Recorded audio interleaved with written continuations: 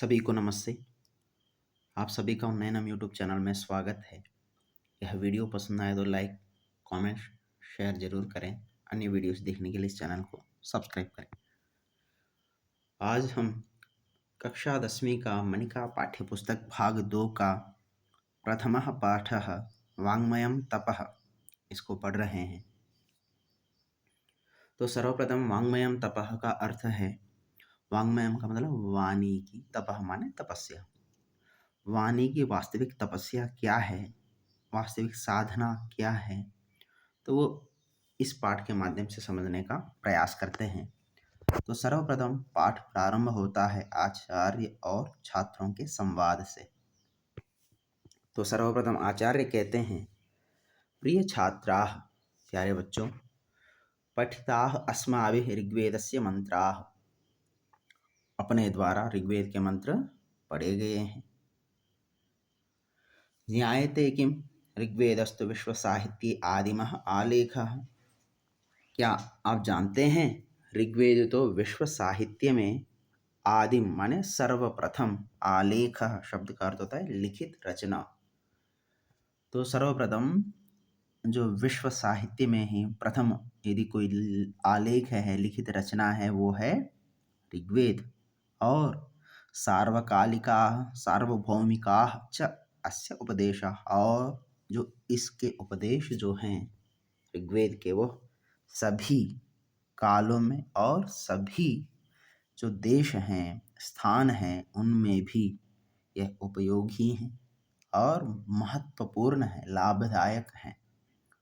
तो छात्रा इतने में कहते हैं, आम तथैव कथितम संगच्छध्वम संवदध्वम, तो कहते हैं हाँ, तभी तो कहा गया है, संगच्छध्वम माने साथ मिलकर चलो और साथ मिलकर बोलो। तो इतने में आचार्य कहते हैं, साध जानन्ति किं भवन्तः वाचः महत्वम, क्या आप जानते हैं वाणी के महत्व के बारे में, या वाणी के महत्व को जानते हैं आप? तो सुमेधा अहम वदामि, मैं बोलती हूँ, मैं बताती हूँ, वाण्येका समलं करोति पुरुषम या संस्कृता धार्यते, वाणी ही एकमात्र ऐसी है जो पुरुष को, जो अच्छी प्रकार से सुशोभित की जाने वाली जो वाणी है, वही पुरुष को सुशोभित करती है। समलं करोति शब्द का अर्थ होता है सुशोभित करती है। तो इतने में आचार्य कहते हैं, शोभनम बहुत अच्छा, और विद्यावताम वाची सरस्वती विराजते, विद्यावताम शब्द का अर्थ होता है जो उत्तम, जो विद्वान लोग हैं, उन्हीं विद्वान लोगों में वाची, उनके वाणी में सरस्वती, माँ सरस्वती विराजमान होती है। विद्वान पुरुषों में ही, उनके वाणी में ही माँ सरस्वती विराजमान होती है।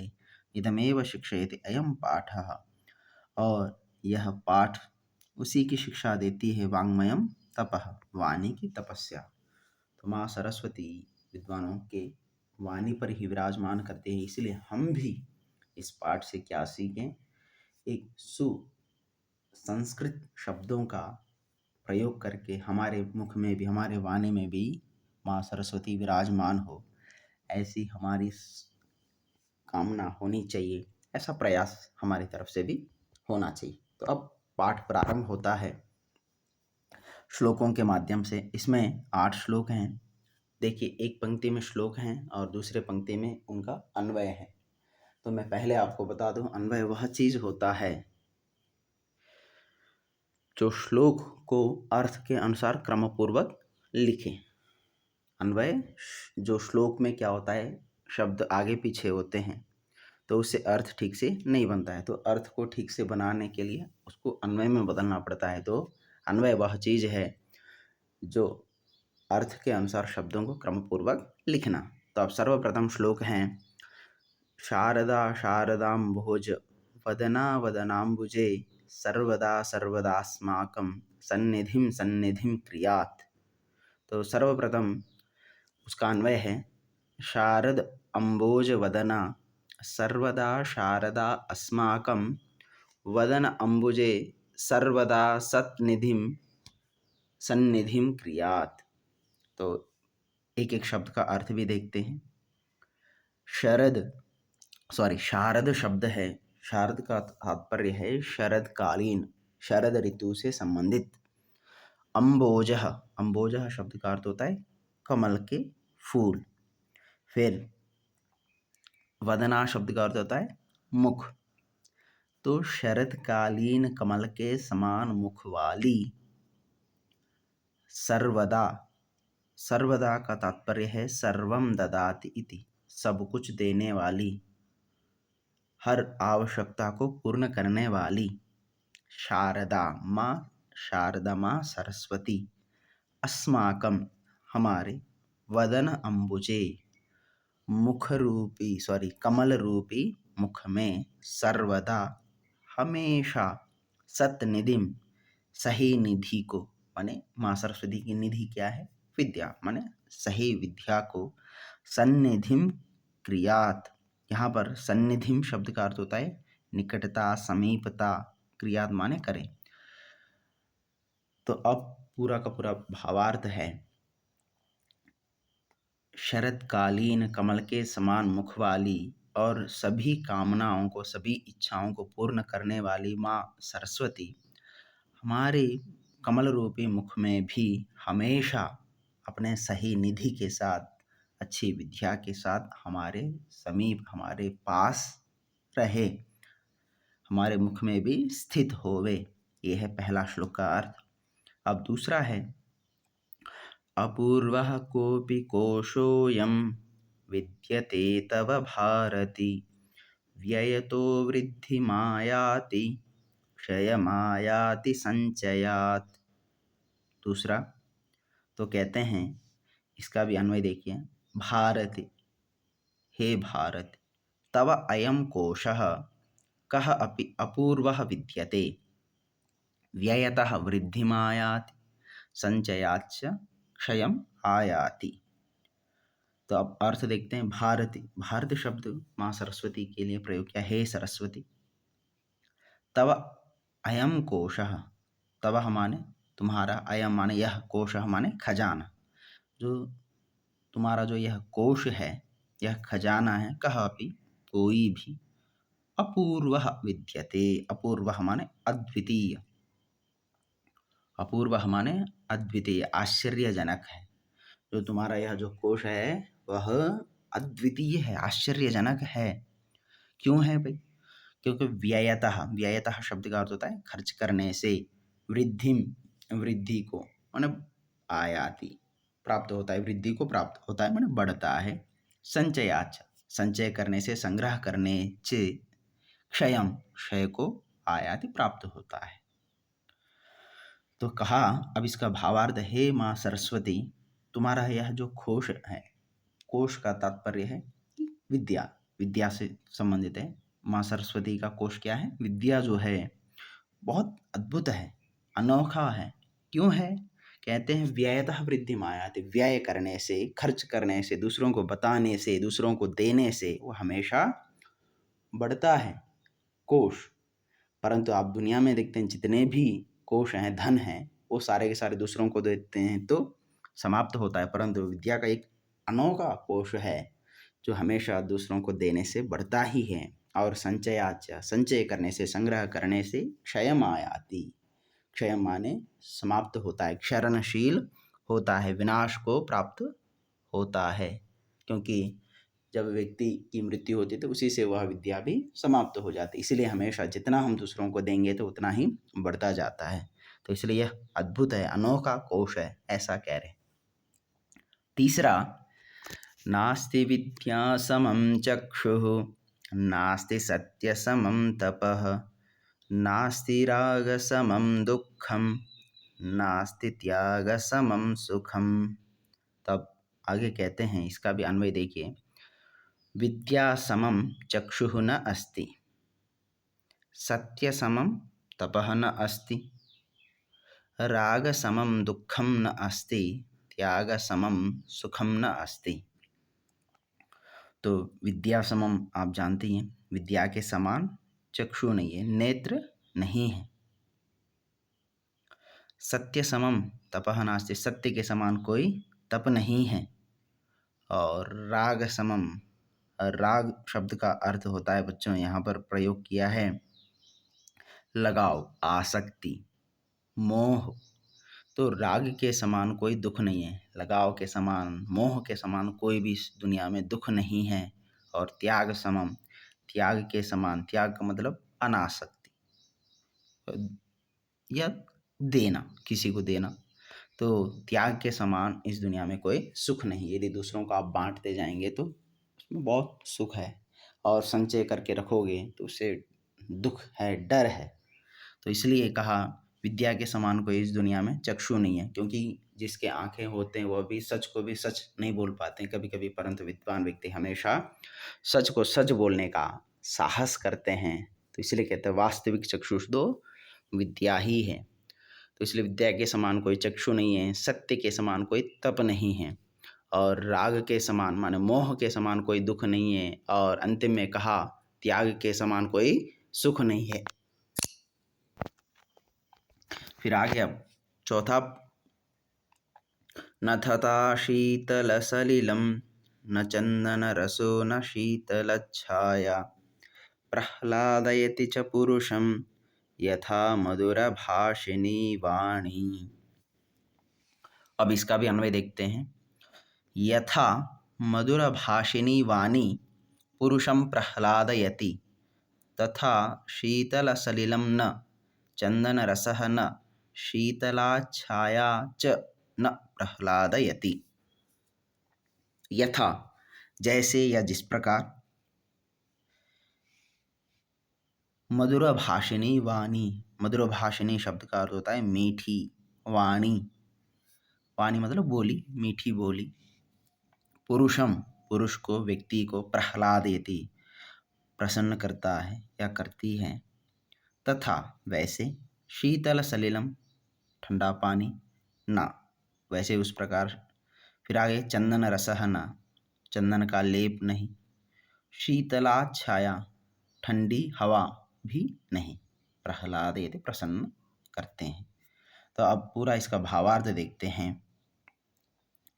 जिस प्रकार मीठी वाणी व्यक्ति को प्रसन्न करती है, आनंदित करती है, उस प्रकार ना शीतल पानी, ना ही चंदन का लेप और ना ही ठंडी हवा करती हैं। तो इसलिए हमेशा हमें अपने जीवन में मीठी वाणी बोलने का प्रयास करते रहना चाहिए। मधुर भाषिणी अर्थात मीठी वाणी से ही व्यक्ति प्रसन्न होता है, और कठोर वाणी से ही व्यक्ति गुस्सा होता है, दुश्मन बनता है। तो इसलिए हमें अपने जीवन में कभी भी अपने वाणी से दूसरों को दुखाना नहीं, और हमेशा मीठी वाणी के माध्यम से अपनापन दिखाकर अपना बनाने चाहिए। अब आगे पांचवा श्लोक। शुश्रूषा श्रवणं चैव ग्रहणं धारणं तथा ऊहापोहार्थविज्ञानं तत्त्वज्ञानं च धीगुणः गुणाः, क्षम्यतां। तो अब बच्चों इसमें कहा धीह शब्द का अर्थ होता है बुद्धि, बुद्धि के गुणाः माने गुण, लक्षण, पहचान। बुद्धि के क्या गुण हैं, क्या लक्षण हैं, तो बताया सर्वप्रथम शुश्रूषा। शुश्रूषा शब्द का अर्थ होता है सुनने की इच्छा, जानने की इच्छा। शुश्रूषा श्रोतुम इच्छा, सुनने की इच्छा, किसी चीज को जानने की इच्छा। श्रवणम सुनना, फिर च एव और ग्रहणम तथा धारणम ऊहापोह अर्थ विज्ञानम तत्वज्ञानम च धीर गुणाः सन्ति। तो शुश्रूषा श्रोतुम इच्छा, श्रवणम सुनना, च माने और, एव माने ही और ही, ग्रहणम ग्रहण करना माने समझना उसको, ग्रहणम माने समझना या ग्रहण करना। धारणम और उसको जो ग्रहण किया है उसको धारण करना, अपने मन में भी उसको बिठाना। फिर ऊह और उस पर शंका करना, तर्क करना। ऊह माने तर्क करना, और अपोह माने वितर्क माने शंका निवारण। जो आपके मन में है उसका निवारण भी होना चाहिए। कोई शंका है, कोई प्रश्न है तो उसका निवारण होना चाहिए। अपोह माने वितर्क, उसको सिद्ध करने के लिए वितर्क भी करने पड़ते हैं। और अर्थ विज्ञानम, और जो आप पढ़ रहे हैं उसका एक एक शब्द का अर्थ भी विशेष प्रकार से आपको जानना है। और अंतिम में कहा तत्वज्ञानम, उसका सार क्या कहना चाहता है। एक तो शब्दार्थ होता है, एक भावार्थ होता है। तो शब्द का अर्थ अलग भी होते हैं और जब सामूहिक रूप में ग्रहण करते हैं तो उसका कभी कभी अर्थ बदल भी जाता है। तो सार है, तो हमें का धी ही बुद्धि के गुण हैं।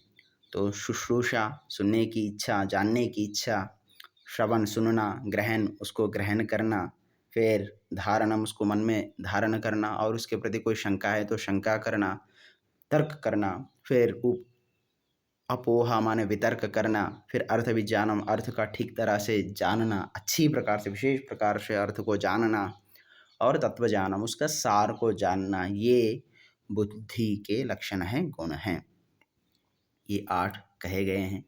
अब छठा, माधुर्यमक्षर व्यक्ति पदच्छेदस्तु सुस्वरः धैर्यं लय समर्थंच षडेते पाठका गुणाः। अब इसमें जो कहा है पाठका, जो पढ़ाने वाले हैं, जो विद्वान आचार्य हैं, उनके क्या गुण हैं। तो सर्वप्रथम कहा, अन्वय देखते हैं। माधुर्यम अक्षर व्यक्ति पदच्छेद तु सुस्वर धैर्य लय समर्थम च एते षट पाठका गुणाः। जो पढ़ाने वाले हैं, पाठक हैं, उनके 6 गुण हैं। ये व्यक्ति, ये गुण जिनके अंदर है वो पाठक है और जिनमें नहीं है वो पाठक नहीं है। तो सर्वप्रथम कहा माधुर्यम।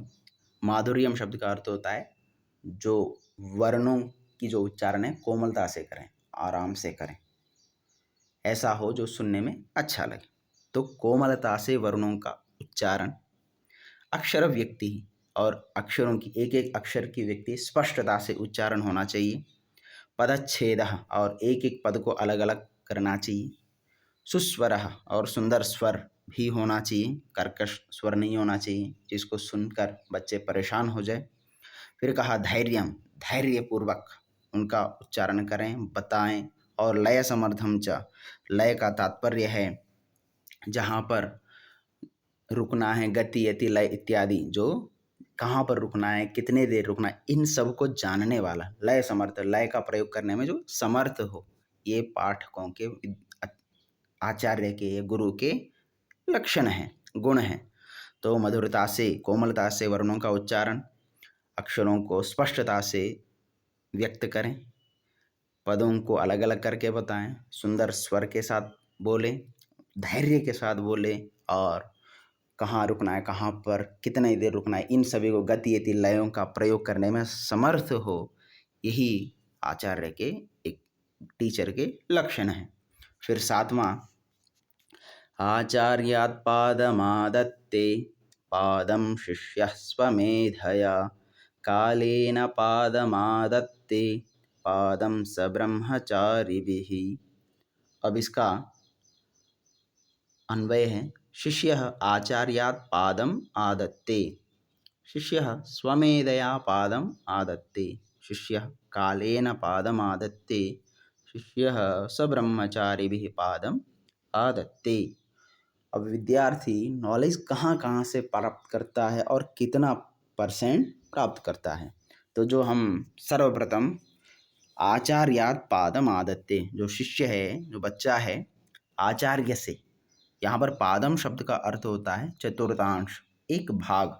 यदि कोई भी 100% है तो उसमें से 25% ही केवल गुरु से प्राप्त करता है, टीचर से नॉलेज प्राप्त करता है। शिष्य स्वमेधया पादम, फिर शिष्य, जो शिष्य है, स्वमेधया अपने बुद्धि के माध्यम से ही, पादम माने और आधा भाग, और 25% और चतुर्थांश और प्राप्त कर लेता है। शिष्य कालेन पादम आदत्ते, फिर जब समय बीतता है अपने अनुभव के माध्यम से, और चतुर्थांश और 25% ज्ञान को प्राप्त करता है। और सब्रह्मचारी भी पादम, सब्रह्मचारी माने जो साथ पढ़ने वाले, जो सहपाठी हैं, जो अपने दोस्त हैं, उनसे भी पादम माने चतुर्थांश को प्राप्त करता है। तो ज्ञान व्यक्ति इन स्थानों से ग्रहण करता है। सर्वप्रथम टीचर से 25%, फिर अपने मेधा के माने अपने बुद्धि के माध्यम से भी और पढ़कर उसको 25% प्राप्त करता है। फिर इसके बाद फिर समय बीतता जाए अनुभव और अभ्यास के माध्यम से और आधा, और अंतिम में अपने दोस्तों के साथ भी मिलकर इस प्रकार संपूर्ण ज्ञानवान होता है। तो इसीलिए कोई भी व्यक्ति खुद पढ़कर 100% ज्ञान प्राप्त नहीं करता और केवल टीचर से पढ़कर भी कोई ज्ञानवान नहीं होता। तो समय भी उसमें सहायता करता है, अपने साथी भी सहायता करते हैं और खुद का अभ्यास भी होना चाहिए, खुद भी पढ़ना चाहिए और आचार्य से भी पढ़ना चाहिए। तभी व्यक्ति पूर्ण तरीके से संपूर्ण विद्वान बनता है। तो इसलिए केवल अपने आप पढ़कर घमंड नहीं करना है, ये बात ध्यान रखें सभी। तो सभी आपके सहायक हैं, आपके ज्ञान को बढ़ाने में, आपको परिपुष्ट करने में, आपको ज्ञान प्रदान करने में। तो इसलिए सबका सम्मान हो और सभी का सम्मान करेंगे तो आपका भी समाज में सम्मान होगा। तब अंतिम है बच्चों, अनुद्वेगकरं वाक्यं सत्यं प्रियहितं च यत् स्वाध्यायाभ्यसनं चैव वाङ्मयं तप उच्यते। वाणी की तपस्या क्या है, इस श्लोक के माध्यम से समझेंगे। तो इसका सर्वप्रथम अन्वय है, यत् वाक्यम अनुद्वेगकरं सत्यं प्रियहितं च तथा स्वाध्याय अभ्यसनं च एव वाङ्मयं तप उच्यते। तो यत् माने जो, वाक्यम का मतलब वाक्य, अनुद्वेगकरम, अनुद्वेगकरम शब्द का अर्थ होता है जो व्याकुलता उत्पन्न ना करें, जो परेशानी में न डाले, ऐसे सत्यम, ऐसे सच, एवं प्रियहितम, और प्रिय भी और हितकारी हैं, ऐसे वाक्य का स्वाध्याय और अभ्यास। स्वाध्याय माने स्वाध्याय पढ़ना और अभ्यास माने उसका अभ्यास करना, अपने जीवन आदि में धारण करना, दूसरों को बताना। च एव, च माने और, एव ही, वाङ्मयम, वाणी की तपस्या उच्यते कहा गया है। वाणी की वास्तविक तपस्या क्या है, तो कहा है वह वाक्य, वह वचन जो कष्ट न पहुंचाता हो, जो व्याकुलता उत्पन्न न करता हो, जो परेशानी में न डालता हो और सत्य हो और जो प्रिय हो और हितकारी हो, किसी को उससे नुकसान ना हो, ऐसे वाक्य का, ऐसी पुस्तक का, ऐसे विषयों का हमें स्वाध्याय माने चिंतन मनन करना और उसका अभ्यास करना ही वाणी की वास्तविक तपस्या है। तो वाणी की वास्तविक तपस्या और कुछ नहीं, जिनको पढ़ने से दूसरों को कोई नुकसान ना हो और सच हो और प्रिय भी हो और हितकारी हो, ऐसे वाक्यों का स्वाध्याय अभ्यास करेंगे तो आपका भी जीवन सफल होगा और उसके साथ साथ दूसरों का भी उस ज्ञान से फायदा होगा। तो इसीलिए वास्तविक तपस्या और कोई नहीं, तो जिसको पढ़ने से, जिसको जानने से किसी को कोई नुकसान ना हो, प्रिय हो, हितकारी हो, तो उसी का स्वाध्याय करना ही वास्तविक वाणी की तपस्या है। तो बच्चों, कहीं पर कोई त्रुटि हो तो ज़रूर मुझे सूचित करें। धन्यवाद।